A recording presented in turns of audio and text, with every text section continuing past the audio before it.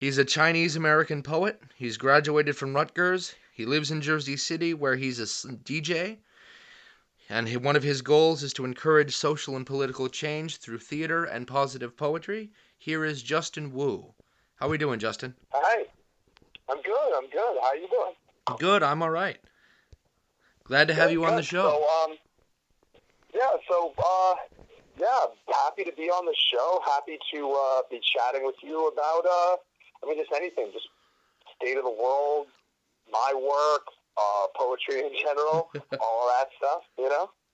So, what is it that you're doing these days? What's before I roll back into the past and ask you about like Mongo and all of that, which I want to do. I want to know what you're doing right now. What am I doing right now? In terms of poetry or in terms of kind of everything I'm doing artistically? Both? Sure. Yeah. Let's hear it. Okay. Well, in terms of poetry, I'm currently the technical coordinator and one of the committee members of Jersey City Slam. We are Jersey City's only PSI certified slam, as far as I understand it.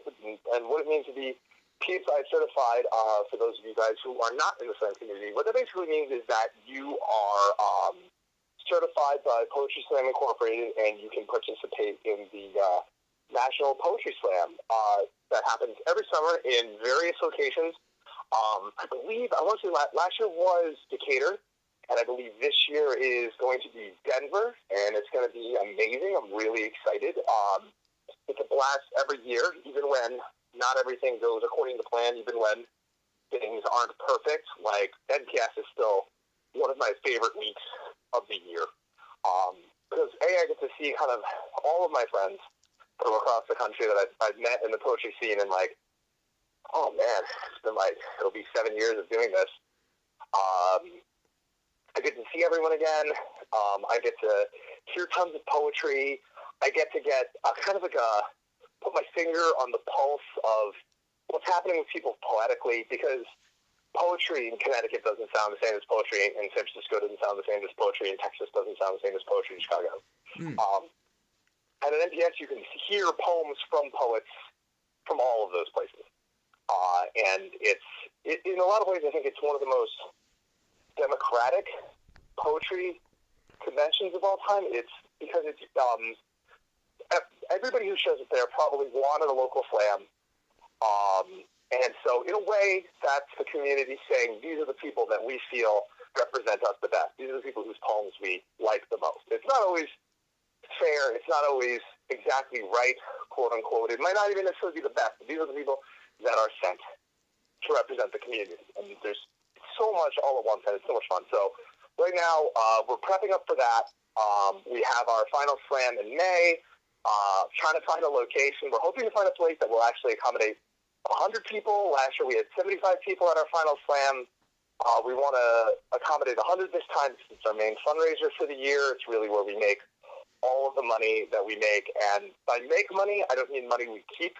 I mean money that we reinvest back into the poetry community in the form of registration fees for National Poetry Slam, for Women of the World Poetry Slam, for Individual World Poetry Slam, and also to pay for the hotel and flights of the poets who come. Usually we haven't been able really to pay for the transportation, but we've been able to help defray the cost of the hotel, and we've been able to cover registration in the past. Usually what happens is somebody in the committee fronts the money and then on a credit card, and then we pay them back. It's hard to make that sustainable, but we're working on it, and we're figuring it out.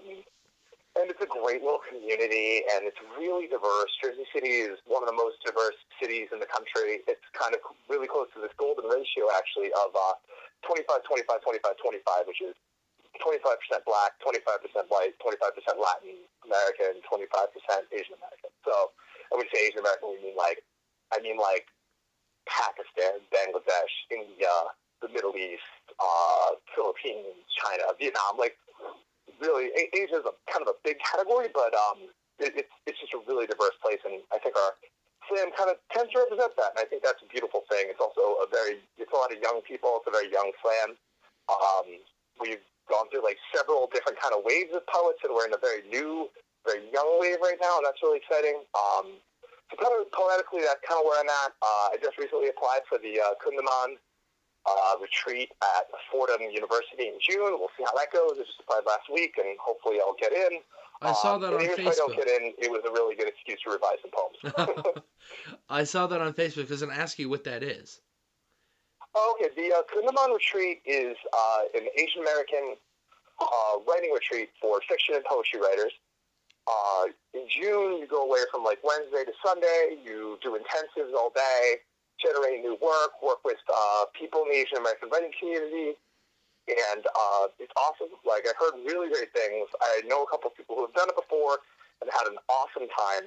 And it's right in my backyard. Like, I could get to Fordham in like 2 hours, less than 2 hours on the train. If I drove and it wasn't rush hour, I could get there in like an hour and a half. Wow. Really close.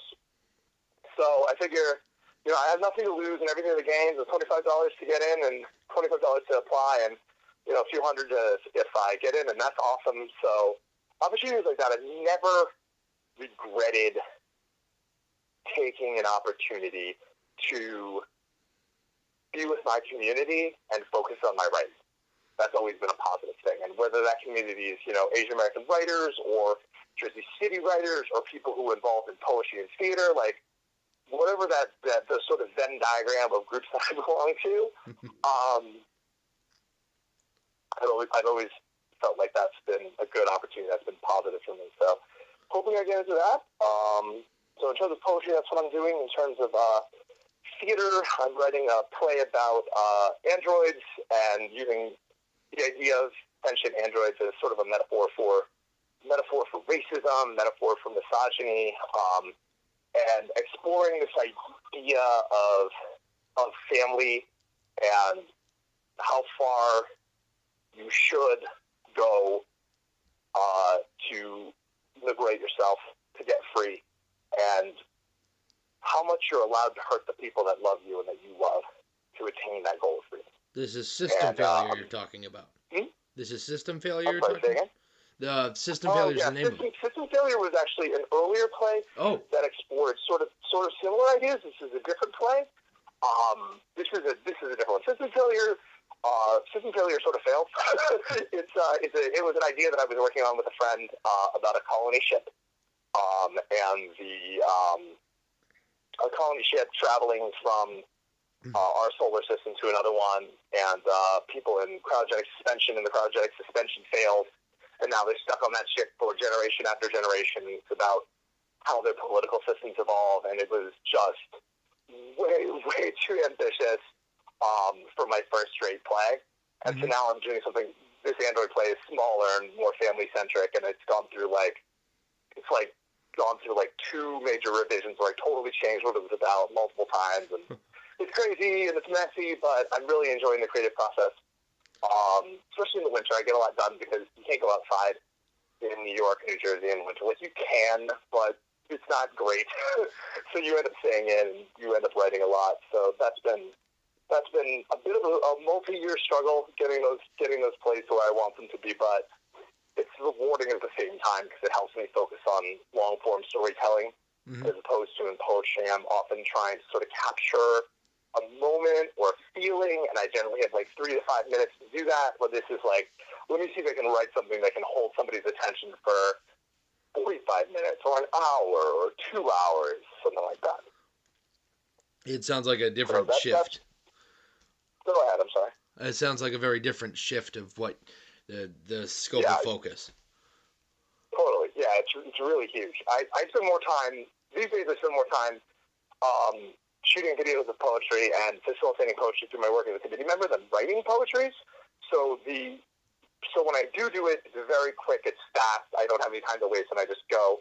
Whereas with theatrical writing, I'm just writing. You really can't show it or worry about the facilitation of it until it's done. So I have nothing that I can blame for not getting this play done. I just have to do it. And so there's no facilitation. It's just writing. It's just pen to paper, typing, keys, character, story, setting, world building, all of that. And I don't have to worry about like where I'm going to do it or who's going to put it up yet. I can worry about all those things in the future. That's kind of a nice feeling too. Whereas Like, for example, the final slam that's bearing down on me right now, and we need to figure that out like yesterday. So it's a different sort of experience. It's the difference between making art, I guess, and facilitating art. So that's what I'm doing, I guess, writing-wise. In terms of, I've been doing videography for a couple of years, too. I'm trying to bring a little bit more focus to that in my life. In terms of the stuff that I've done with that, I've shot music videos. I've done promotional videos for poets. I have my own little YouTube channel where I feature poets that I saw at nationals and also poets locally that I really enjoy. So that's something I've been working on, and those are kind of the things right now. I'm working on a photography series exploring gender, and gender as sort of like the way people would ideally want to be perceived, and also like presenting different sides of themselves gender-wise. And this is very neonatal right now, and I'm talking to a lot of my trans and genderqueer friends, and as a cisgender person, I'm like, how can I approach this photo project in a way that promotes the interests of trans and genderqueer people? How can I make this into a positive thing and not just pretty pictures? And so that's another thing I'm working on. So that's sort of the totality of it, and I fit this all in around a part-time day job. What do you do for work? I work at a small music licensing and digital rights management company based out of New York. It's a living. If I could facilitate poetry and write all the time and make videos all the time, I'd certainly rather do that. But day jobs are unfortunately sometimes necessary for to facilitate all the other things in my life. It sounds like you've got a really busy plate all the time. Yeah. And on top of that, I am a husband and a dog father. Wow. I'm a dog dad. Wow, busy. I can't believe you have time to be on the show. I really appreciate it. Well, as soon as I get off, I'm going to go back to editing my friend Christopher Rodriguez's poetry feature, which unfortunately I've been putting off, and I'm going to try and finish up today. I don't mean to keep you from it. I'm terribly sorry. I'll try and wrap No, this up soon. No, Okay. don't apologize. I'm so thrilled to be able to be here. Thank you. I'm just when you say when I say I'm busy, it's not to say that I don't want to be here. I very much want to be here. I just also very much want to. I want to make sure that the people in my community are fed in terms of seeing things that they can relate to and things that they see work that they've created online. And Chris Rodriguez in particular, I think, is a really fantastic poet. He's a Cuban, Puerto Rican, American poet. He incorporates music into his work and has just written such incredible, meaningful, beautiful poetry that I just want more people to see it. And the internet and YouTube is a great way to facilitate that. Does he have a page or anything? I'll link to it in the description of the video. I can send that to you afterwards. I believe he's starting up his own YouTube, and one of the core things one of the core elements of the page is going to be this set when I'm done doing the editing, titles, sound, all the stuff in post that kind of needs to be done to get it finished. I'd love to host that. And, I'd love to share I'll that with email you. that to you because I don't know exactly what it is offhand. Fair enough. It sounds like you're really busy. I was on Facebook and I noticed that on Monday nights you game. You play something called Masks. I've never heard of it. You want to tell us about that?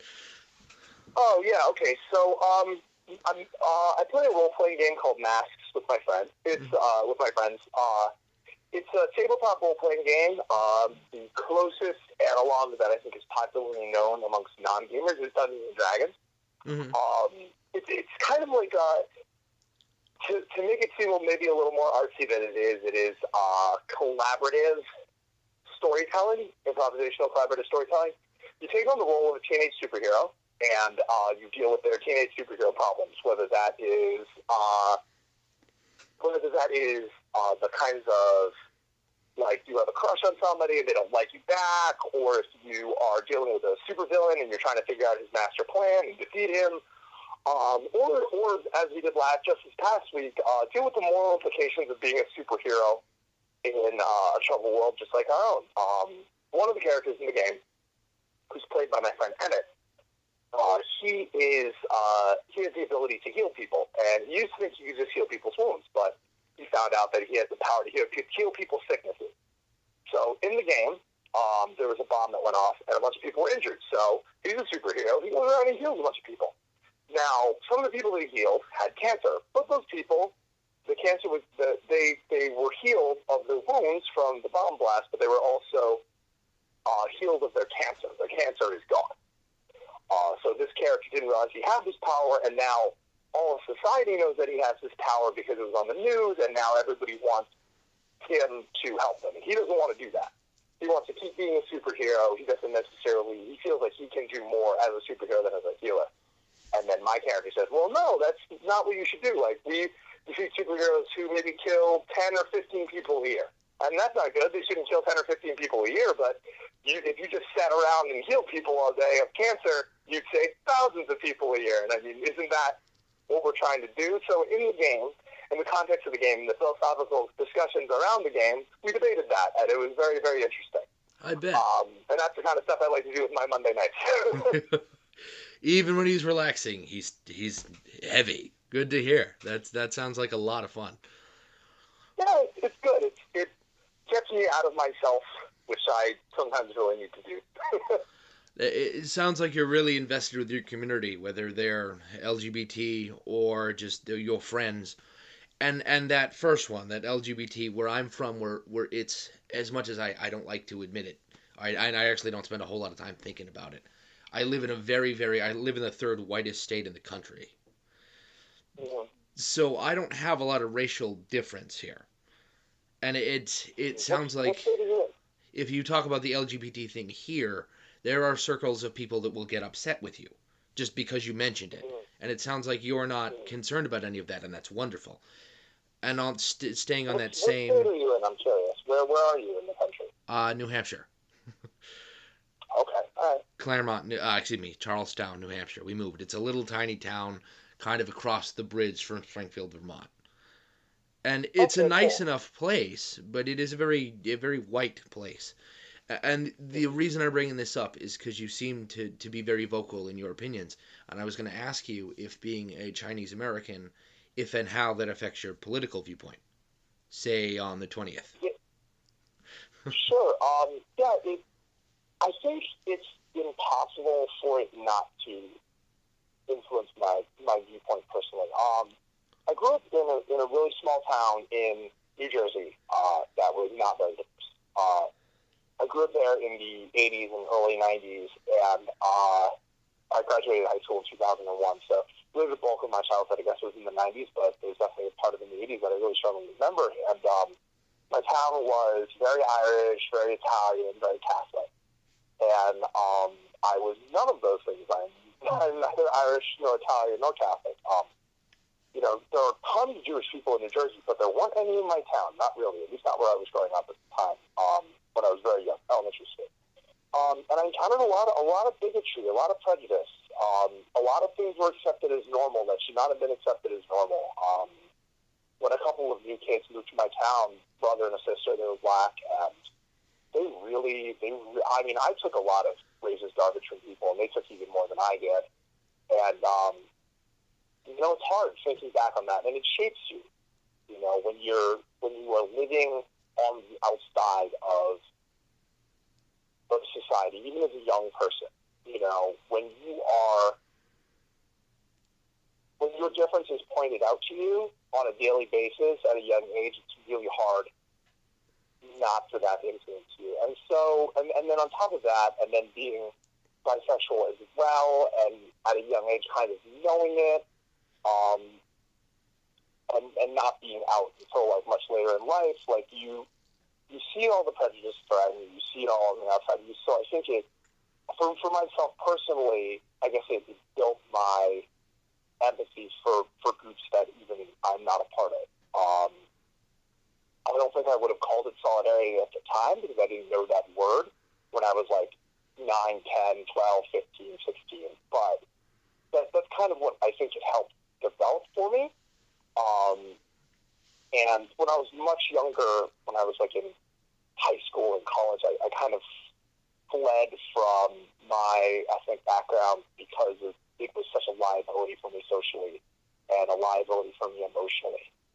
And in my 20s and now 30s, I'm really trying to get back to that, get close to that again, be around my elders, listen to their traditions, a sort of like a conscious re-embracing of my ethnic background, and then thinking about kind of how that relates to the world, how that positions me outside of the American black-white dichotomy, and thinking about like what my presence in this country means, what my life is going to mean as an artist, and what kind of stories I'm going to tell.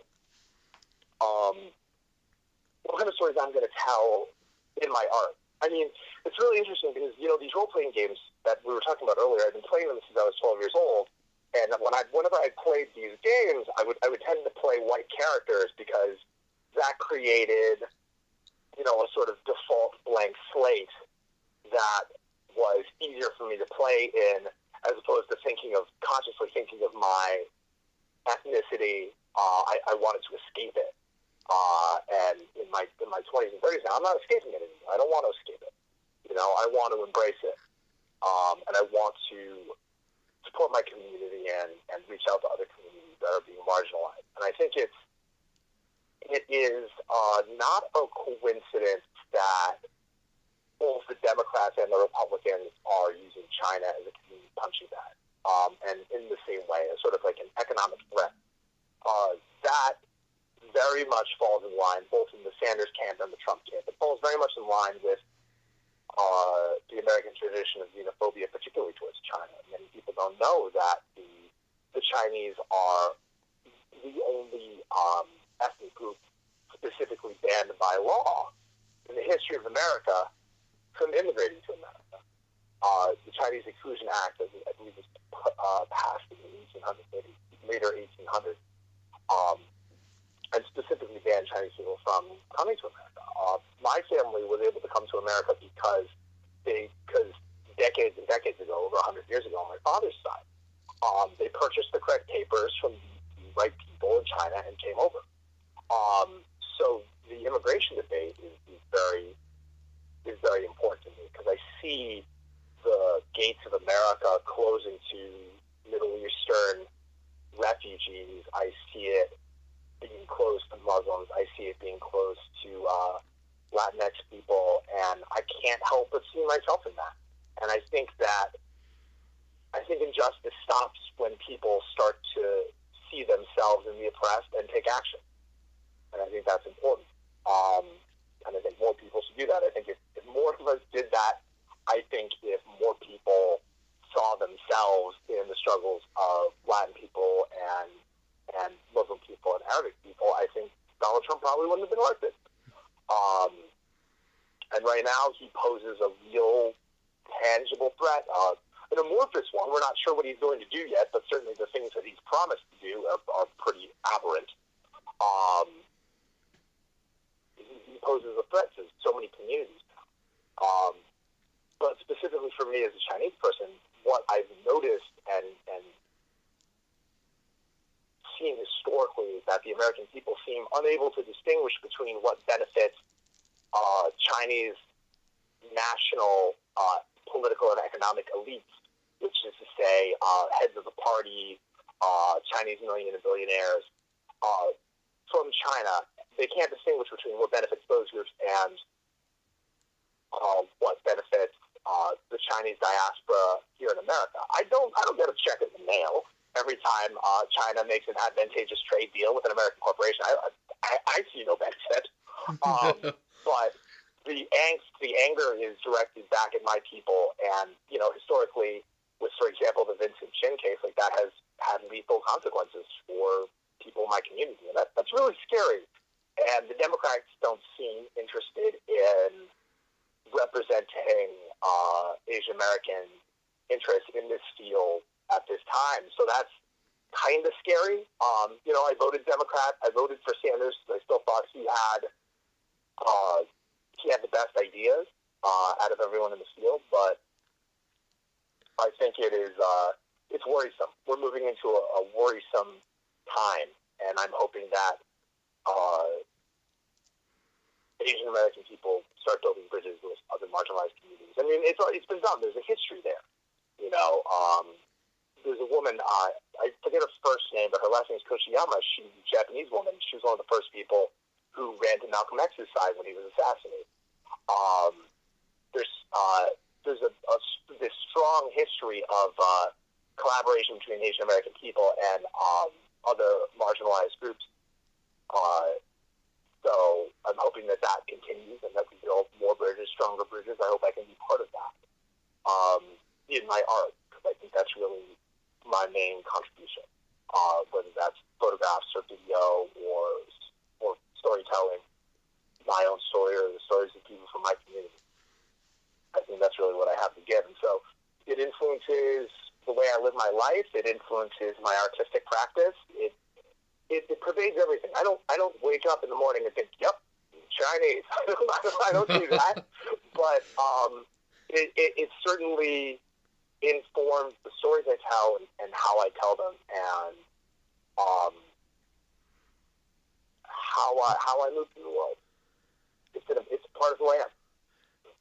Thank you for sharing that with us. I don't know if anyone's ever told you that, but I think it's really brave that you do that. A lot of people I've met and worked with aren't necessarily willing to share their opinion on that unless you're like best friends or something.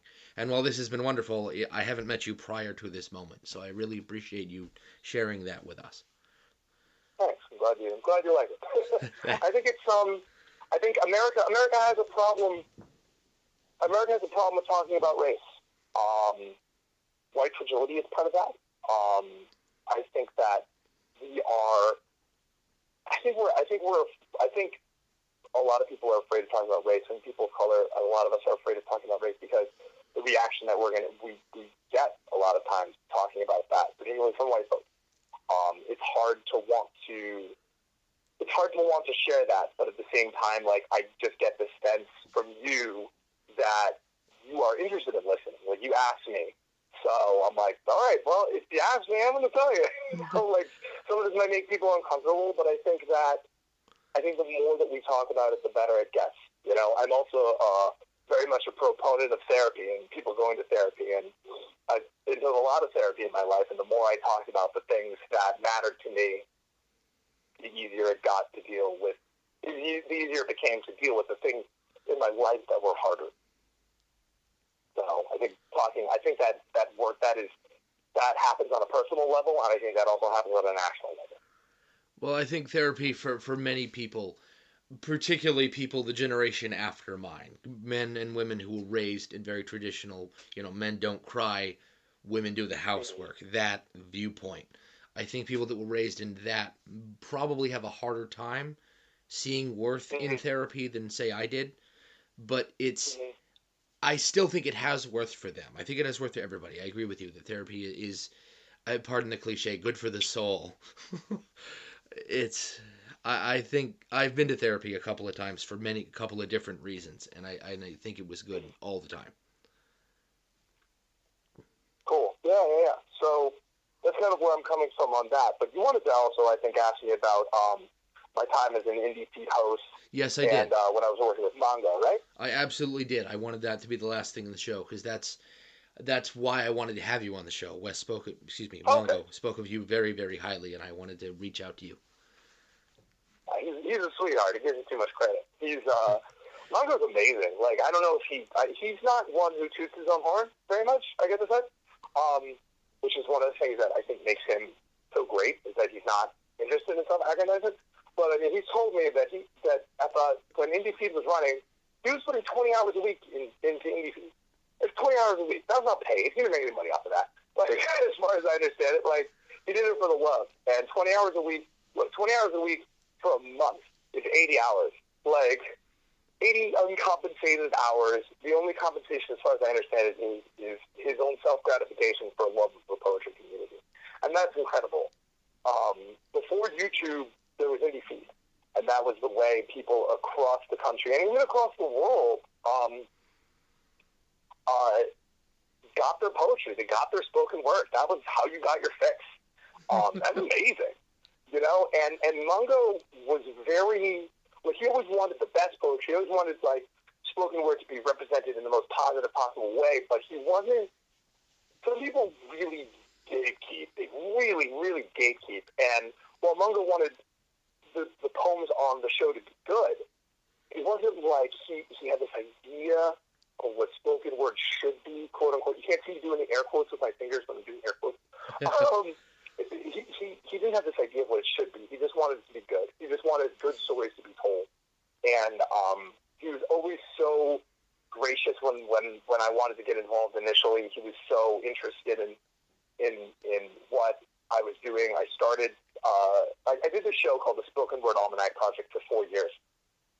And it was, I basically did it during the first 4 years of the Obama administration, 2009 to 2012. And every year we did it, we basically got together once a month, and we each wrote a poem about something that had happened that month. We got together 12 bunch of times per year, 12 times per year, and then we did a mid-year show, we did an end-year show. We had multimedia aspects.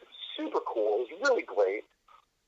Darian Deshawn ran and kind of started the program with the help of Malcolm Barrett, who's one of his friends, a rapper and a poet. They met at NYU. Malcolm is awesome. He's actually on the TV show Timeless now. He's one of the characters. He's one of the main characters. Super cool guy. Great poet. Really funny guy. He kind of was the MC and the host of the show.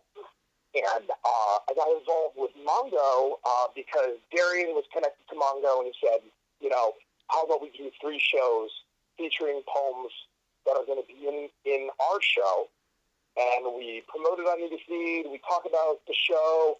We talk about the issues around the poem. We talk about how we feel about the poem. And it was really great. We bounced back and forth with Darian. And then after doing that for a couple of years, I went to Mongo, and I was like, actually, I don't remember if I went to Mongo or Mongo went to me. But he was basically like, hey, we need more hosts. Can you do some stuff? And I did some stuff. I took poems that were in the hopper. I talked about them.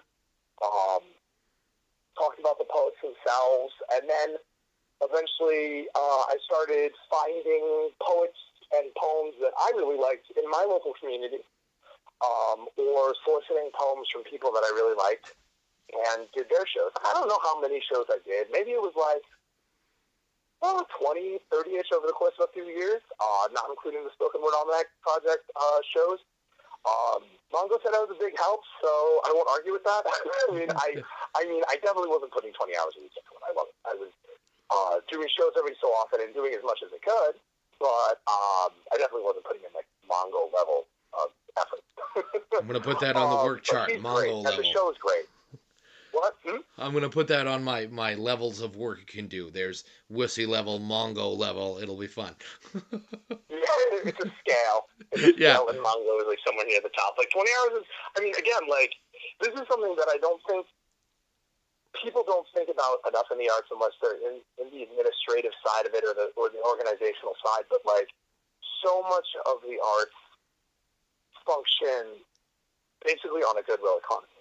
And Mongo had more goodwill for the poetry community than so many other people. He had so much for it, enough to do that work for like 10 years. 10 years, 20 hours a week, 52 weeks a year. I mean, do the math. That's crazy. That's amazing. And spoken word is a better form to be in. The slam community, the spoken word community is a better community to be in because he decided to put in that time. And I would never demand that time. I would never turn around and say, and we should all do that. Like, I think it would be nice if people did that, but I think that it is, I don't think it should ever be demanded. But I think it's amazing when people do it, and it does really help. I don't necessarily know what the answer is to making the arts more sustainable, but I do hope that, I don't know, someday Mongo gets a big fat check from the NEA or something for all the work that he has done and continues to do. Because he's also a database manager, and he's working on like a new project, a new archive of poems and poetry, and that's incredible. He hasn't stopped. But he's like, oh, I'm going to get done with Indie Feed and then retire from my day job and then put more time into my own writing and then do another enormous poetry project. I had him on the first show when he talked about the P4. I had him on the first show. He talked about the P4. It sounds like a huge undertaking.